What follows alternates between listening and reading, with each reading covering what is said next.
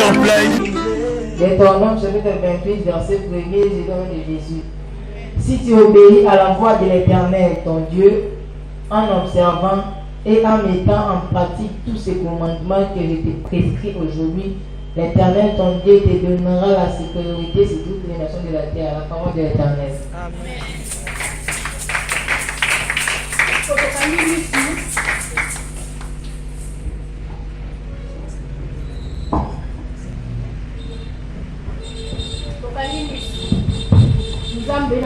Merci pour le moment qui t'offre au sur éternel. Merci mon Dieu pour ce qui est dans ma carte, si mais tu commis la carte de Sika Ote. Mais ça quand on dit que tu commis la carte de Sika Ote. Mon Dieu, on le la biso. Mon Dieu, on a un simple instrument à Pamba. Mon Dieu, on est ça dans la carte, en fait, il a transmettre aux gens à cause de à se manifester en fait que tu pas vivre pour nous na kati na bango na kombo na Yesu masiande na samé na lobi amen tovandi kem na biso tozo lobe na mokolo lelo eza comment réussir et comment garder la réussite to ma divine lobi na ngai comment lobi na sérieux toté ya na comment réussir et comment garder pour réussir. Mais c'est tout ma question, mais mon point, c'est pas si bon, mais comment réussir, comment garder. Mais là, on comprendre que nous avons besoin de la mission. On comprend que c'est une facilité, mon corps. On comprend que c'est une facilité. On comprend que on a la difficulté, mais on comprend que c'est une facilité. Et nous, on s'appelle que cette esprit m'a dit que dans le bazar, on a fait que c'est la capéza. Ah, on a Josué, on a dit la histoire, on a comment. Et ça, l'histoire, il y a Josué. Josué, il va venir sur la carte d'Égypte, là, Moïse a mis bango na désert, nous avons passé bango mikamo surtout à l'autre ici bango na bitumba nyonso pour se présenter devant bango. A bimisi bango, a kati ici bango mer rouge. Au coup première fois, la Bible n'est pas comment que makaboli mer rouge et banda et pas Moïse. Moïse nous a passé les mikamo a kaboli bango mer rouge. On est pour réussir na nyonso na bo peke.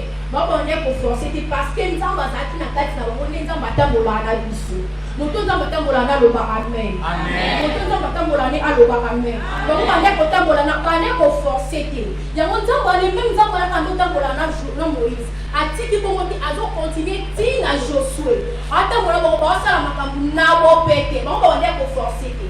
Ba no sala bo peke. Et lo koni no sala ba sala bo peke. Envers nzambe ya mo to bele ko sala ti ba sala ba gagner ka ba forcer ka te le lo ko bo ti ba na facilité na nyos. Ah, on a Josué chapitre 5, verset 1er, tu as 26, rapportant à l'endaku. Ma bête la vie sur le camp de solo et Josué. Josué, il qui va te comprendre petit peuple, moi, je vais m'en âge. Il va te comprendre, mais des moutons à désobéir, ça qui n'a pas de qui n'a pas de moutons qui a quoi. Yé nzamba loba kina yé akendaki kokomba biloko ko nzamba pekisaki bango bazwa mais ya zwa ake abombi yango mais matin ya biso mingi evandi wana te evandi ndenge na Deutéronome na Deutéronome nzamba zo loba ko nzamba zo pardon premier point na biso ezala nous comment on peut réussir ndenge ni tokoki kolo premièrement il faut que ça non obéissance envers Nzambe. Nous tous avons l'obéissance envers Nzambe à ça la nous sommes obéis à force à passer. Il y a une chose qu'on a pour ça là il y a parce qu'on est moi nous à obéir ça quand on nous surtout pour moi là pas qu'on a pour et deuxième des choses que nous avons dans la carte à la carte obéissance aux observation. Na ce côté na carte nous t'as film na isolo ya Moïse to mane ko la ba brebis ba nyama ya bo père na ye mbrebi mo ka kimi amati na ngombo aki po alanda ye amoni zete zo pela moto premièrement eloko no Moïse ça qui a observé yango atali yango et deuxièmement qui voit zo loba na kati ya moto alors bi na longola ba sandali na yo deuxièmement a obéir a longoli ba sandali a poussani pembeni et deuxièmement makambo on deuxième troisième des choses a pessier principe et deuxième compris makambo on nzambe bande ko loba yango so limite au réussir na bo peke ça la première des choses aux obéissance aux observation. Et deuxième des choses, on a la union sur tout ça, on a union sur tout ça, na bo peke. Biso pas nzambe pas na hasard ezalaka. Que union sur tout ça la capote pour tout ça nini a bénéficié. Pourtant, nous sommes dans l'histoire à David, ba Philistin bazia ko menacer bango, bazo menacer ba Israélite. Pour ba bundana sabot ni samuto. Muto bane ko mona na te ko abundana bango. Muto mota mona ai ba no so bane ko bango. David encore nzamba azaki katina ye, azaki l'obéissance.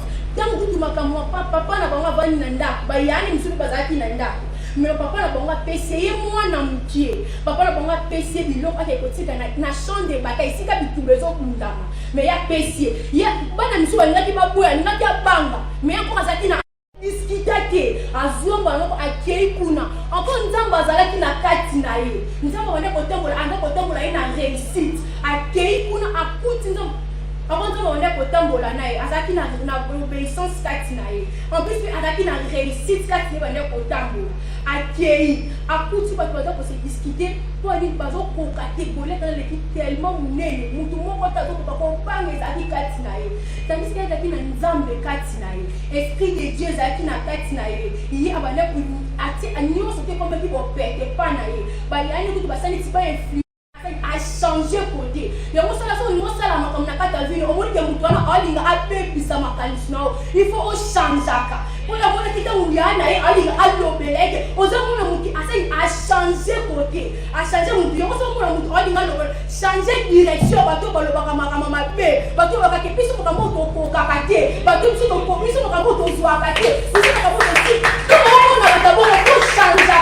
On a bateau, tout le monde a et tu vas sur la qualité de mon salle. On va dans la bataille pour battre comme un image dans la maman et ça la raté. Mais il y a comme ça possible. La moi David a la comme ça possible ma ça c'est impossible.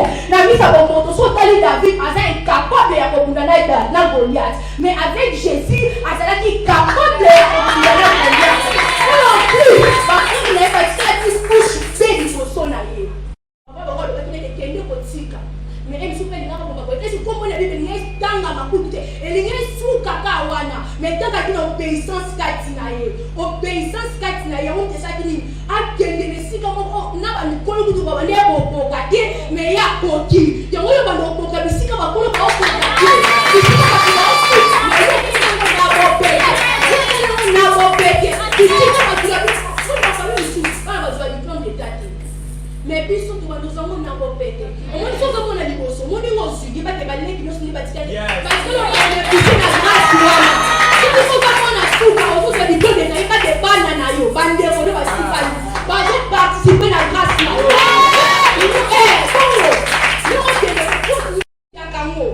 Soit on a foi, on distribue grâce. Laisse-moi dire distribuer plus prophétie, plus chose. Pour dire la foi, on a un petit peu d'obéissance. C'est pour ça la politique, on sent la terre. On prend tout ça l'obéissance est payée à ma classe. Nous tous on a qu'un poli dans ndako. Ma parent qui doit pas la repérer, c'est une fois que nous avons repéré pour capoli. On a un poli, on l'habitude. Mais ce monde on a la repérer, c'est comment la parent on doit apprécier. Pas tellement on doit apprécier. Il y a moi si que bizarre, on n'a pas comportement, on n'a pas tout pas c'est la canaille. On a la voix, on a la différence à Baninda. David a créé, a changé de communauté haïtienne, on a une distraction, on a distraire Rai. Il faut que l'on voit qu'on a changé de là. A changé de là, on va continuer dans le minimum. Il y a un moment dans l'obéissance, ça va payer ma classe pour le travail, imagination, la mission. Moi, il y a une idée où on a dit, est-ce qu'il y a une idée que mon roi dit que nous devons combler la richesse. Aki na idée wana te mais nzambe abi mwana otanga za obéissant il faut azwa yango po ba yana ko bazaki élancer koleka ye mais azaki mutie mais ya bénéficier la grâce wana yo mwana ba tenga na mwana faveur naza mwana ya grâce et ça na le pele po ba remarquer que ngana zali c'est la vie qu'on paye a été remarqué pour que on pousse pas c'est remarqué pour nous donc pousse pas na bundana bolia tu nous monter qui bota la tête hôtel là moi on pousse na misi on a moi na mukie on a moi na mukie après que golia kana moi azamulayi abi c'est na kotika boete pour Goliath na humilier nzamba Israël na kotika boete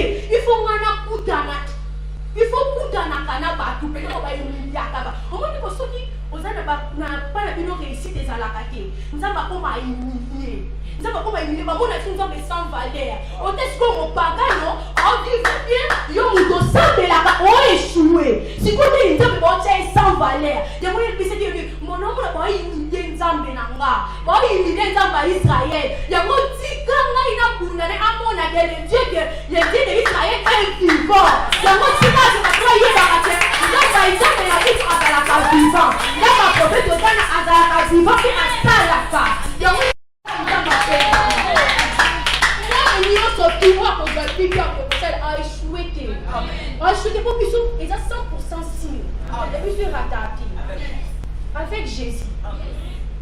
Donc David par exemple